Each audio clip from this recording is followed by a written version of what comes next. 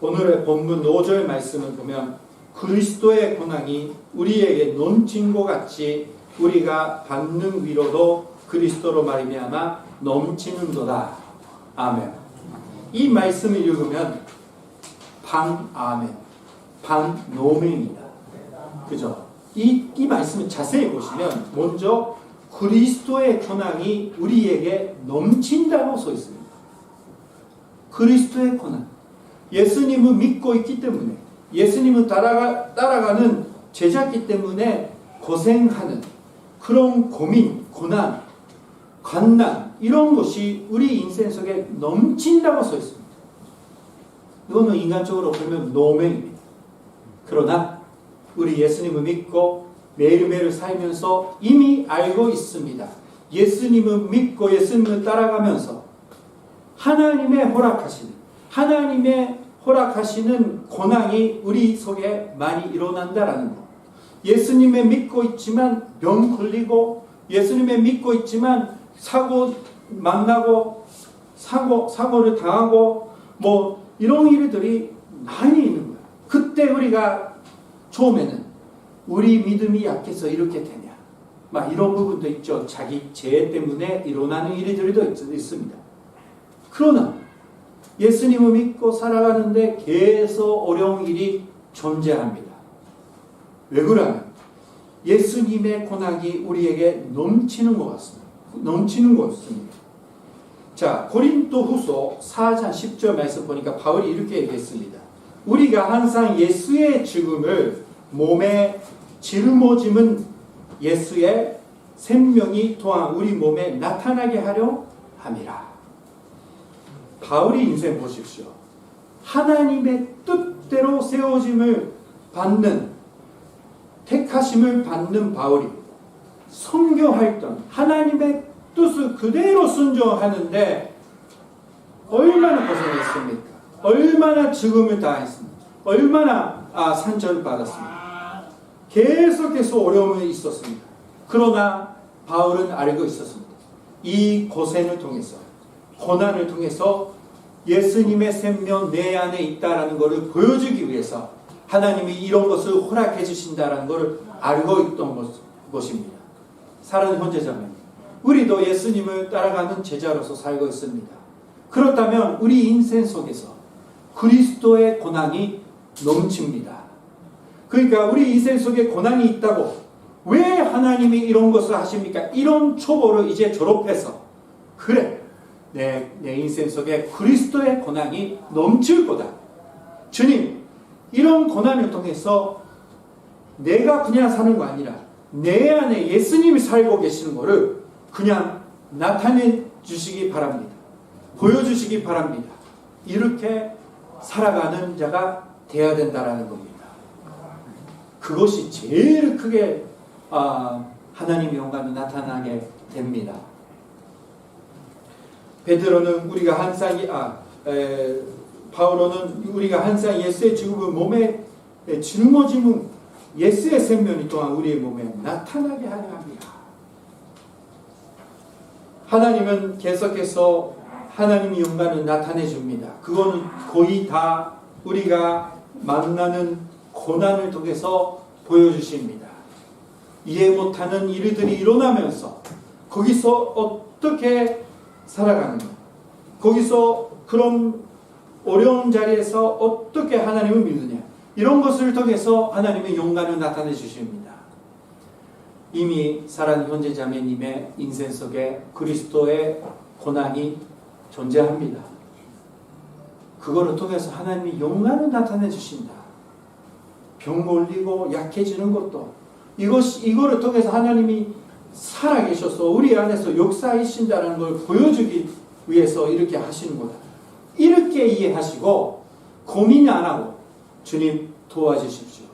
끝까지 하늘나라 갈 때까지, 죽을 때까지 하나님 영광 나타내 줄 수 있도록 연약한 내 마음을 도와주세요 라고 기도하는 우리 한 사람 한 사람이 되시길 주님으로 축원합니다. 베드로는 베드로전서 4장 13절에 이렇게 말했습니다. 오히려 너희가 그리스도의 고난에 참여하는 것으로 즐거워하라. 이는 그의 용관을 나타내실 때 너희로 즐거워하고 기뻐하게 하려 함이라. 바울도 그렇고 베드로도 잘 아잖아요. 그죠? 그리스도의 고난, 그리스도의 고난에 참여하는 것으로 즐거워하라. 좋아하라는 거예요. 근데 그런 사람이 없습니다. 고민하죠. 그러나 나중에는 기뻐하라. 감사하라. 그런 겁니다. 왜요? 하나님은 우리를 통해서 영광을 나타내 주시고 끝까지 우리가 인내하고 견디면 예수님을 만날 때 예수님을 칭찬해 주시니까, 그리고 열심히 했으면 그거를 다 아셔서 하나님은 산을 주시니까, 그러니까 즐거워하라 그런 겁니다. 일본에서 아주 고민하면서 사시는 형제자매님 기뻐하시길 바랍니다. 이렇게 예수님 안 믿는 사람이 많이 없고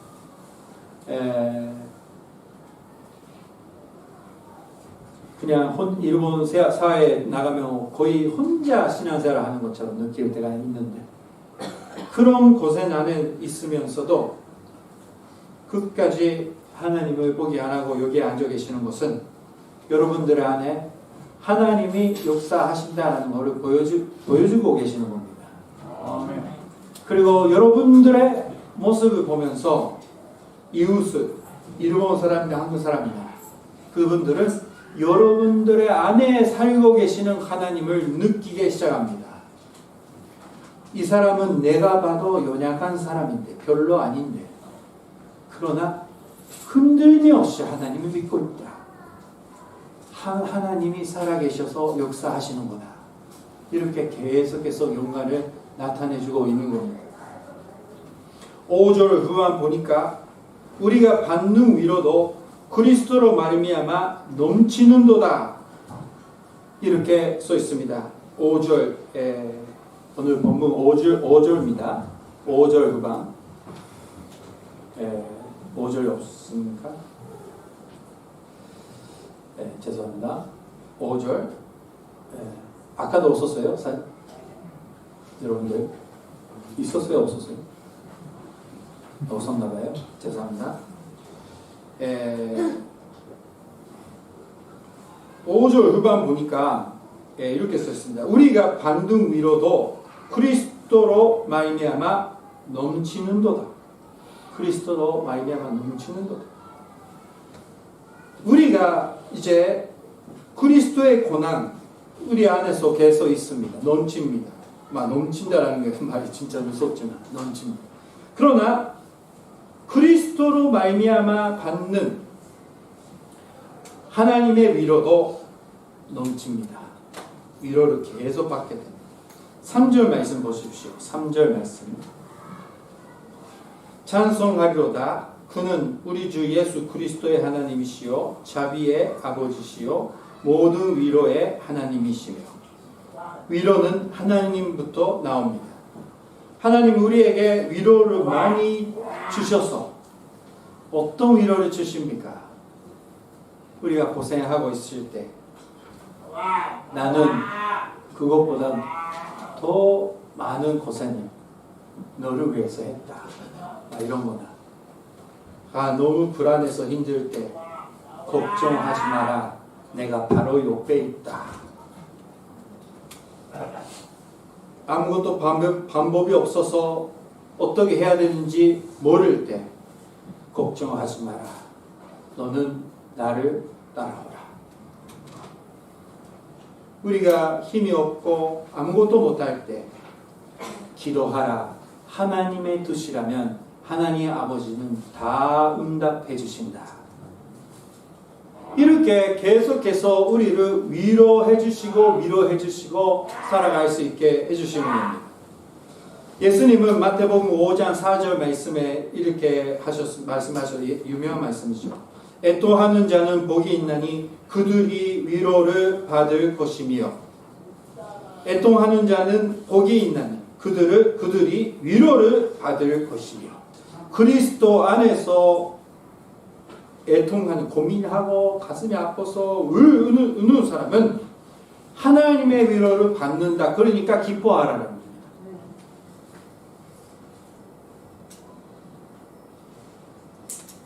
4절 중반 부분 보겠습니다. 4절 중반 보면 하나님께서 우리의 모든 환난 중에 우리를 위로해 주십니다. 그래서 4절 후반 모든 환난 중에 있는 자들의 눈이 위로하게 하시는도다. 죄송합니다.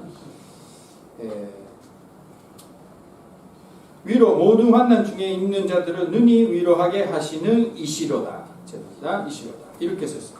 자, 이제 그리스도의 고난이 우리 인생 속에 있다. 알겠어요. 그거를 통해서 하나님의 영광을 나타나게 된다. 알게 됩니다. 그거를 넘어갈 수 있도록 하나님이 우리에게 위로를 주신다. 이제 이해했어요. 그 다음에 있습니다. 받은 위로를 같은 고민하고 있는 형제자매에게 그 위로를 나눠주는다. 이것이 바로 교회의 힘입니다. 여러 가지 고민을 통해서 하나님 위로를 받았잖아요. 사랑하는 형제자매. 그러니까 인간들의 다 할 수 있는 모든 위로를 이제 우리가 나눌 수 있는 모임이 되고 있는 겁니다. 교회 안에서 이것만 하는 우리들이 되시길 주님의 이름으로 축원합니다. 교회 안에서 위로만 합시다. 사랑하는 형제자매. 야, 너는 왜 오늘 그렇게 입었냐? 야, 너는 왜 얼굴이 그런 모양이냐? 이런 말이 안 해도 되잖아요. 사람은 현재는. 교회 안에서는 위로만 합시다. 아멘입니까? 아멘. 위로합시다. 왜요? 우리는 다 그리스도의 고민을 가지고 그리스도의 고민 안에서 이르본 땅에서 고민하면서 사는 같은 형제자매이기 때문입니다. 내가 높다, 당신 더 높다, 뭐 이런 시간이 없어요. 교회가 이제 95년 전에 이 요코하마 지역에 생기고 나서 매주 여기 모이면서 위로를 했어요. 사랑하는 형제자매님, 김치 드시면서. 지금도 마찬가지예요. 김치 드시면서 서로 위로하니까 교회가 여기에 계속 남아있는 겁니다. 전쟁 끝나고 나서 목사님들이 다 돌아가게 됐어요. 그때 전도사님이 이 교회를 지켰는데 그때 당시에 사람들이 진짜 많이 모였어요. 전쟁 끝나고 나서. 왜요? 서로 위로할 수가 있습니다. 하나님이 그래도 우리를 지켜주셨다. 이제 우리는 일본에서 이제 전착하고 이제 믿음의 가족을 세워 나가야 된다 해서 얼마나 하나님 위로를 받고 열심히 해왔습니까? 그런 1세들이 여기에 또 계시고 하지만 자, 그러니까 그런 위로를 서로 나누어주는 그런 사람이 되자라는 겁니다. 6절 말씀 보세요. 6절 말씀 다 같이 읽겠습니다. 6절 시작.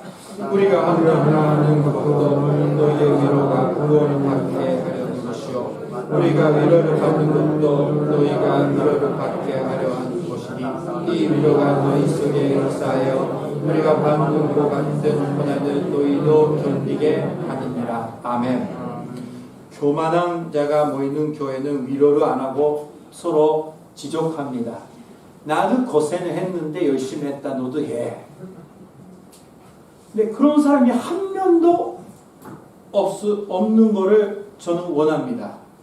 왜 그러면 우리들은 하나님 앞에서 그냥 죄인들의 그냥 도움이 필요한 죄인들이었습니다. 훌륭한 사람이 여기 한 명도 없습니다. 기분 나쁘시면 나가세요. 훌륭한 사람이 없어요. 하나님 앞에서 얘기하는. 그러니까 우리들은 야 너는 경상도냐 나는 뭐 그런 거 있잖아요. 이런 일이 진짜 이게 이런 거 필요 없습니다. 위로를 필요하는 거예요. 위로. 나도 이럴 때 힘들어. 사랑하는 형제자매님, 젊은 엄마들에게는 야 요즘에 젊은 엄마는 이렇게 하는 거야. 옛날에 이렇게 했는데 고생했는데 요즘에 신내 이런 얘기하는 거 아니라 이 지근의 세계 안에서 이 사회 안에서 애를 키우는 것이 얼마나 어려운지 아세요, 사람들? 애들은 그냥 스마트폰 같은 거 보면 미쳐요. 어떻게 이거를 금시해야 되는지, 어떻게 컨트롤해야 되는지 얼마나 어려운지 아세요? 여러분들이 못할 거야. 그런 꿈이 하나밖에 아니지만 많이 있는데, 애를 믿음 가질 수 있도록 키우는 게 얼마나 어렵습니까? 그러나 하나님은 위로를 받고 여러분들의 자기 아들이 딸이 예수님을 믿는 자라면 그 위로를 지금 애를 키우고 있는 엄마와 아빠들에게 잘 나눠주셔야 됩니다. 사랑하는 여러분. 큰 소리 하지 말고 이렇게 하라, 이렇게 기도하고 하라, 나도 기도해 줄게, 이렇게 하면 하나님이 도와주신다, 애들이 문제가 생기면 이렇게 하면 하나님이 이렇게 해주신다, 이렇게 도와주셔야죠. 비판하면 안 됩니다. 믿음이 있는데 왜 그렇게 못 키우냐고. 사랑하는 형제자매, 우리는 이제 위로하는 교회, 매주 위로만 하는 거예요. 오늘부터 제가 체크하겠습니다. 위로 안 하면 이제 완화, 두아, 세 아웃이 되면 이제 여러분들이 10만엔 공급을 해야 되는 거예요. 그러면 여러분들 열심히 할 거예요. 제가 비판했다, 위로했다. 자, 농담이에요, 농담. 근데 그 전도 마음을 준비해서 교회 오시기 바랍니다. 그리고 여러분들도 위로만 나눠주는 거 아니라 형제자매를 통해서 얼마나 위로를 받는지, 얼마나 많은 위로를 받는지, 이것이 교회의 생명이고 힘이라는 겁니다. 자, 우리는 그리스도의 고난이만 있습니다. 그러나 그거를 통해서 하나님의 영광을 나타내 줍니다. 그리고 하나님은 그거를 넘어갈 수 있도록, 믿음을 지킬 수 있도록 우리에게 위로를 주십니다. 그 받은 은혜로 다른 형제자매를 위로해주면 또 다른 형제자매는 같은 고난을 넘어갈 수 있는, 승리할 수 있게 되는 겁니다. 그런 교회, 그런 우리 한 사람 한 사람 되시길 주님의 이름으로 축원합니다. 기도하겠습니다. 오늘이 다시 말씀.